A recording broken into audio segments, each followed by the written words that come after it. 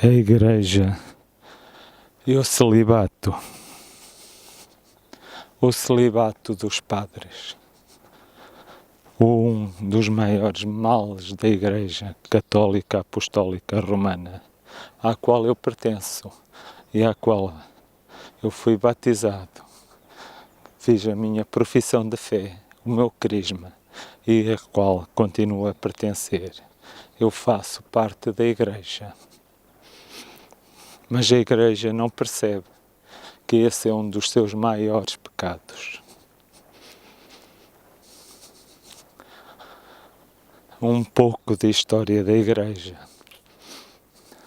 Jesus, Cristo, o Emmanuel, veio à Terra há aproximadamente 2000 anos atrás. Era judeu. Era um homem muito inteligente. E um homem que sofreu muito perseguições, fomes, muito sofrimento. Daí retiro, do ponto de vista emocional, um homem muito desperto, desculpem.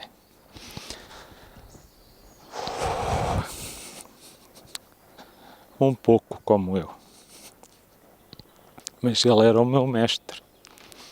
Ele conseguiu ver coisas que eu demorei 50 anos a segui-lo para lá chegar.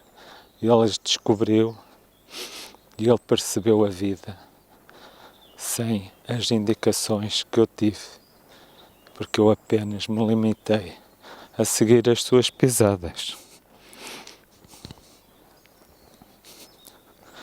E Jesus viu o sofrimento em que as pessoas viviam na altura. E era, sobretudo, julgo eu, um sofrimento material, fome. As pessoas viviam em sofrimento porque existia muita fome. Não é o nosso mundo. Nós vivemos num mundo da abundância, mas o sofrimento não diminuiu. Digo-vos, aumentou. O que sucedeu? Passámos a ter pão em abundância, mas a nível de sofrimento psicológico, este mundo de agora é um verdadeiro tormento, é um verdadeiro inferno, é um calvário, é um purgatório. É rara a alma que eu encontro que se sinta bem. Tudo sofre neste mundo de agora. Quando Jesus andou neste mundo, percebeu o que era a vida. Este grande homem, este meu mestre, este nosso mestre, ensinava aos 12 anos nas sinagogas judaicas, mente brilhante. Eu aos 12 anos andava a brincar com carrinhos. Este rapazinho, aos 12 anos, ensinava em sinagogas. E atenção, há um pormenor importante. Nós agora julgamos-nos inteligentes. Cada vez que eu estudo mais os conhecimentos dos meus antepassados, percebo, nós não somos nada inteligentes. Sim, desenvolvemos a ciência. Eu a estudei profundamente. Estudei até aos meus 25 anos. Estudei muito e muito e muito. Mas digam-me, eu neste momento já não me recordo nada. A ciência é o que é. É muito importante no plano material. Mas e no nosso plano mental, no nosso plano espiritual, do que nos adianta? Nos nossos sofrimentos psicológicos, no que nos acrescenta muito pouco. Porque mesmo aqueles que estudam a nossa mente não sei se sabem e a compreendem verdadeiramente. E quando a compreendem, não sei se apontam os caminhos corretos.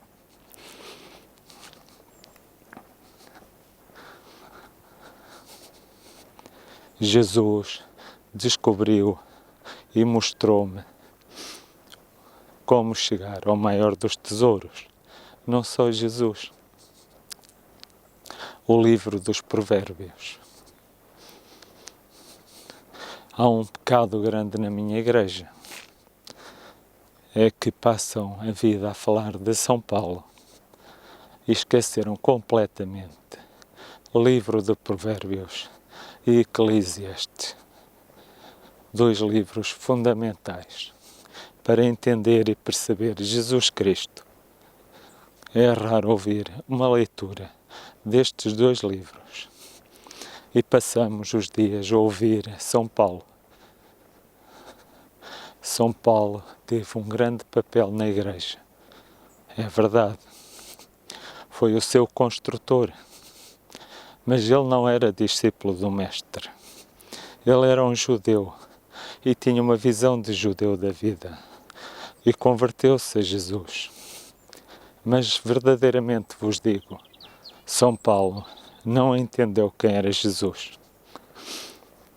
Sinto que São Paulo percebeu a importância de Jesus Cristo, mas não o conseguiu entender profundamente.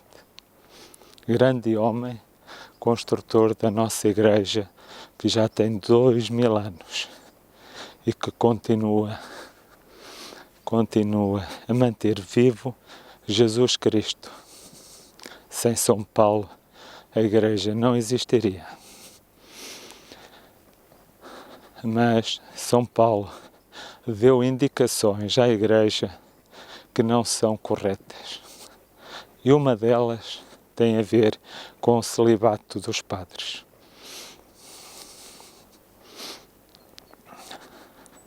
O que nos diz a lei de Deus?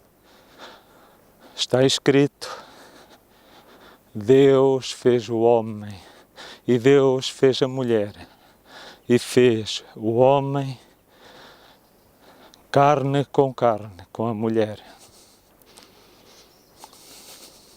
Isto é a lei de Deus. Não podemos ir contra a lei de Deus. Deus criou o homem macho e criou a mulher fêmea. Não podemos ir contra esta lei, porque se formos contra esta lei, sofremos. Digo-vos, sofremos muito.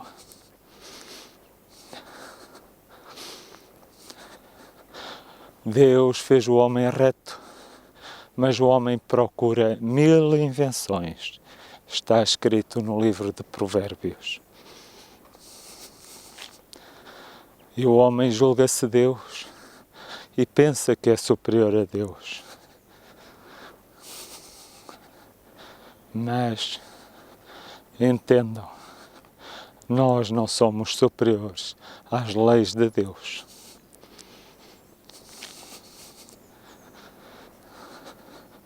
Os tempos modernos nos mostram isso mesmo. Esta lei de Deus é sagrada, porque se nós nos desviamos desta lei, então vem o mal. Porque esta lei é uma lei imposta por Deus Pai.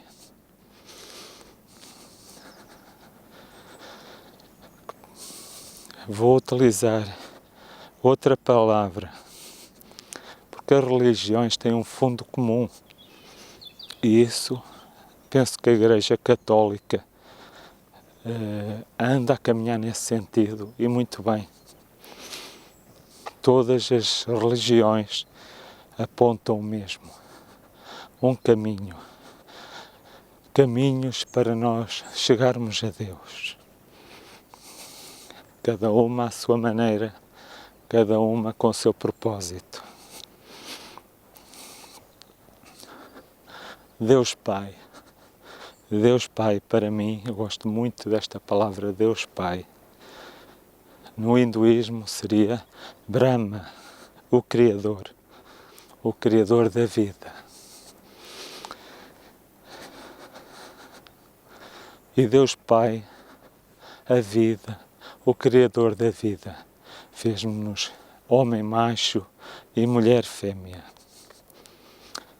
E quando nos juntamos, quando um homem é macho e a mulher é fêmea, cada um a desempenhar as suas funções, homem macho, mulher fêmea, então o homem casa perfeitamente com a mulher.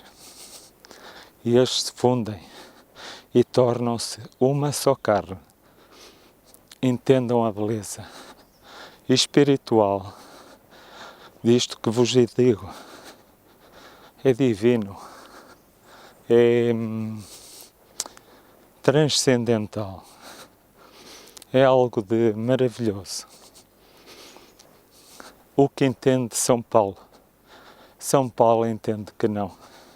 Luta e entende, não sei por que razão, porque não aprofundei.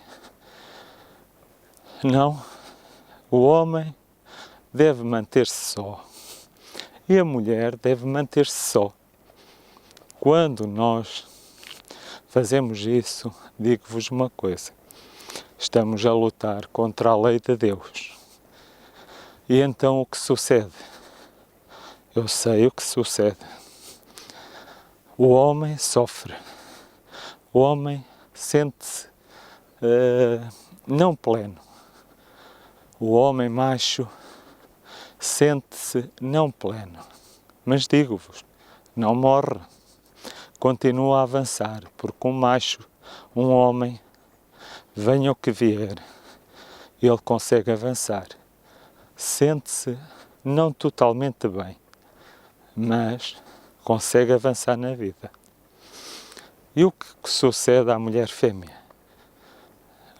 Desse lado existe então algo mais trágico. A mulher morre. A mulher morre. É uma morte psicológica.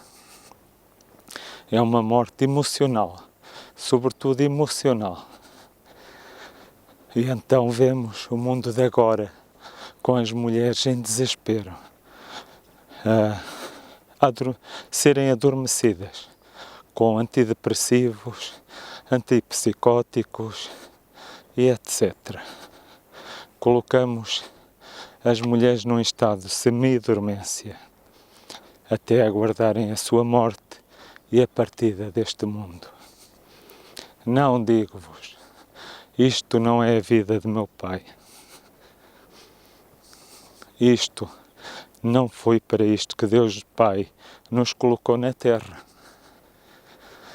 Para eu ver as mulheres no sofrimento em que estão.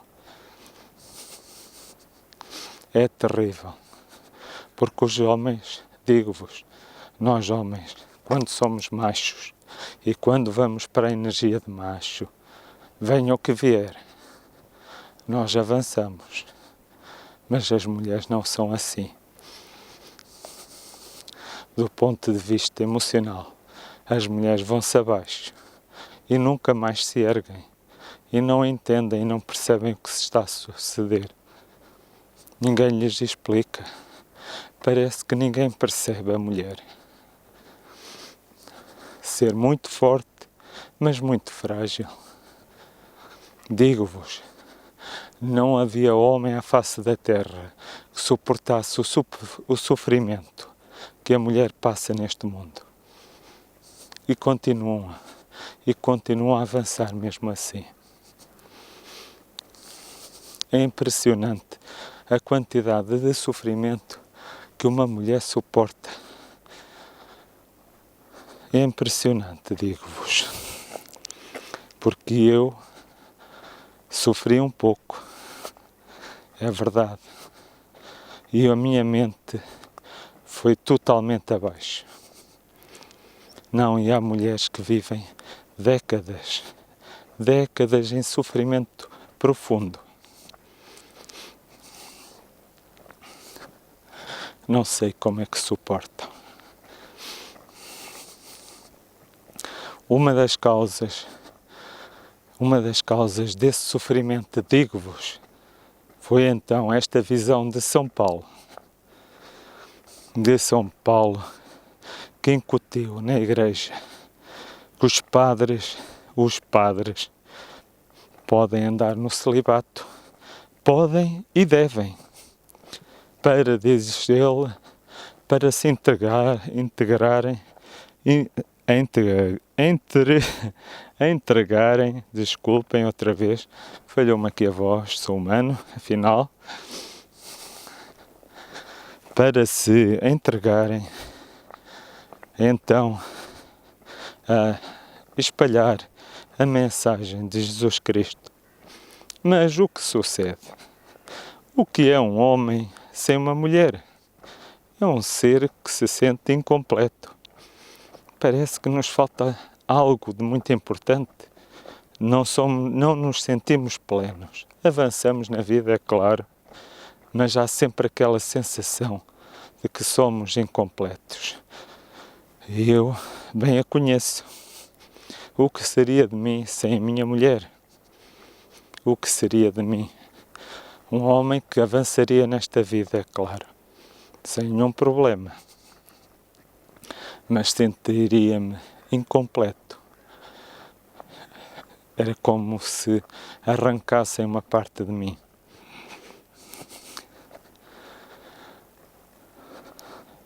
A Igreja Católica Apostólica Romana, da qual eu faço parte, na qual eu participo, seguiu o caminho apontado por São Paulo. E digo-vos, não é o caminho de Jesus Cristo. A Igreja Católica sabe, porque já foi descoberto o Evangelho de Santa Madalena. E aí mostramos a importância que a Santa Madalena tinha para Jesus. Era ela que ele amava acima de todos. E os discípulos tinham-lhe inveja, porque Jesus amava mais Madalena do que aos discípulos, como é normal. Eu posso ter 1000 discípulos, mas nenhum amarei mais do que a minha mulher. É a minha mulher, carne com carne. E à medida que avançamos na vida, o amor começa a surgir, porque o amor é um fruto. O amor é resultado de muito trabalho, de muito esforço, de muita obrigação, de muito dever. E então, para o fim da vida, sim, surgirá o amor. Neste mundo de agora, queremos tudo papinha feita. Não, estão todos enganados. Mesmo a igreja anda lá a pregar o amor para trás, o amor para a frente. O amor para trás, o amor para a frente. Desculpem, não vale um tostão furado. Porque o amor é sempre resultado de um longo caminho, de muito trabalho, de muito esforço, de muitas horas perdidas, de muitos deveres cumpridos, de muitas obrigações. Não é amamo-nos e surge logo o amor. Não, esse não é o verdadeiro amor cristão, não é o amor de Jesus Cristo. E a Igreja, se tivesse 2 dedos de testa, explicaria bem isso ao seu povo. Mas não, também cai nessa armadilha do amor de Cristo. Amor de Cristo, coisa nenhuma. Digam antes, para eventualmente conhecermos o que é o verdadeiro amor, teremos de trabalhar muito, esforçarmos-nos muito como Jesus se esforçou, porque ele desde cedo entrou nas sinagogas e se esforçou por aprender, e trabalhou, e estudou, e conheceu, e pensou, e então chegou a algum resultado. Eventualmente alguns chegarão lá, nem todos, mas pelo menos façamos o caminho, ou parte do caminho, porque senão é o mundo em que estamos, sofrimento por todo lado. Igreja Católica, ouçam as minhas palavras, esforcem-se por me entender, esforcem-se por entender Cristo. O que vos digo,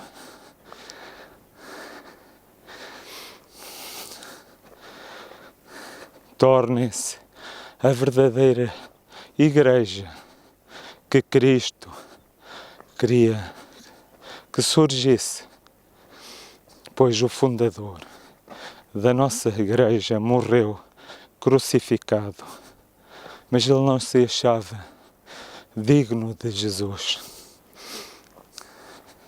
São Pedro morreu crucificado na cruz de cabeça para baixo. Esse teria sido então o fundador da Igreja de Cristo.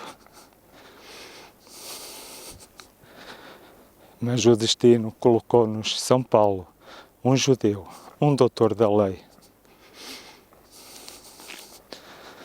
Igreja minha, adorada minha, estamos a chegar a um tempo que agora não podemos esconder nada. Tudo é sabido. Todos os podres da Igreja que sempre existiram neste momento e a partir de agora sabem-se no momento seguinte, pois todos temos telemóveis, há câmaras de vigilância por todo o lado. Tudo se sabe nesta pequena aldeia global. E se vocês insistem no caminho em que vão, vai causar a destruição da própria Igreja. E eu lamento isso, porque a Igreja Católica Apostólica Romana foi fundamental para manter Jesus Cristo vivo. E esse trabalho nunca deve deixar de existir. A humanidade precisa de vós, mas precisa de pastores casados. Muitos pastores casados. E há homens neste mundo dispostos a isso. A minha sugestão para a Igreja Católica, é que não termine nesta fase com o celibato, que o permita, que também permita homens casados. Mas atenção, após um período de transição, todos os pastores da Igreja Católica Apostólica Romana devem ser padres casados, porque isso é a lei de Deus. Não são padres em celibato. Isso é contra Deus. Isso é contra o que está escrito na Sagrada Escritura. E vocês olham para aquilo e parecem um boi olhar para um palácio. Como é possível que homens muito inteligentes, como os que estão à frente da Igreja, não entendam a vida? É lamentável. É lamentável. Deixo hoje esta minha admoestação à Igreja, que também sou eu, para que abram os olhos. Baixei o meu cajado sobre vós. Aceitem a minha crítica. Tentem esforçar por entender as minhas palavras, porque as minhas palavras são as palavras do meu Mestre. Eu e o Mestre somos um em Deus Pai também. Mas atenção, o meu Mestre é o meu Mestre. Eu sou mais um discípulo do Mestre. Mas falo como Mestre. E sinto como Mestre, e penso como Mestre. Que Deus Pai vos acompanhe. Que Deus Pai, que meu Pai vos dei o entendimento, que o Espírito Santo desça sobre vós, como desce sobre mim, e que vos abra os olhos.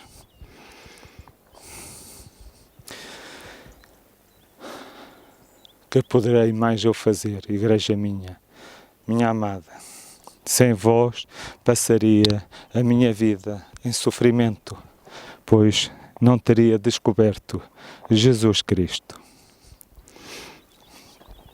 Modifiquem o que têm que modificar, vos peço. E isso é um ponto fundamental. É um ponto fundamental. Porque se vocês insistem em manter a vossa posição, se não abrem os olhos, então isso está a causar a destruição da Igreja e a destruição da humanidade. E digo-vos porquê. Porque a mensagem que vai incutida aí é que o homem não precisa da mulher. Se o homem não precisa da mulher, então é lícito o movimento feminista. Porque se o homem não precisa da mulher, a mulher também pode andar aí a dizer que não precisa do homem. Ou seja, vós, Igreja, sois uma das causas principais para o desastre que é a nossa atualidade. Um desastre completo, um sofrimento completo. É um mundo de sofrimento incrível. Nunca me apercebi. Eu a dormir quase nada. Hoje levantei-me sem dormir quase nada. Olho aqui para a minha pulseira que controla o sono e percebo que ainda existem 1/4 da humanidade que dormiu pior do que eu. Vocês estão num terrível sofrimento. É impressionante. É impressionante como é que conseguem andar em pé.